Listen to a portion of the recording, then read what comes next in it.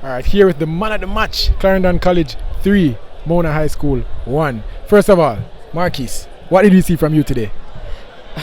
A good game. I think I did well today, but I have more in me.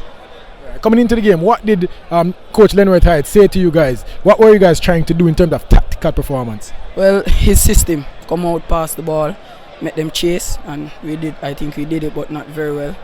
But that was the plan. Mona High School is one of the best teams in the Manning Cup. How did you guys prepare for them, and what were you guys trying to do against them to stop their threat? Well, coach trained us for it.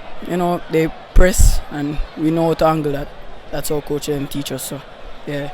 All right, and your personal performance. Tell me about your skills and what did you try to do against the Mona defenders today, because you were outstanding all over the pitch. Tell me about your personal game. I have a very good game, but my skills is something that we practice every day before training. So coming on the pitch, it come like nothing, like the training ground. So I just execute today. All right, and you're in the Champions League of schoolboy football. How does it feel to be playing under the lights at Sabina Park? The big stage, going through to the semi-finals. How does that feel? Feel good. I tell you, it's very excited. All right, and in the Da Costa Cup, you guys are doing outstanding. In fact, one of the best, if not the best, in the Da Costa Cup.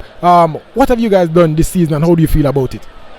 We have done very good, and we deserve it because the guys at the training ground, we train very hard out there, so we deserve it. All right, and what more can we look forward to from Clarendon College for the rest of the Champions Cup? We can look out for some good football. The lads are preparing for everything this season.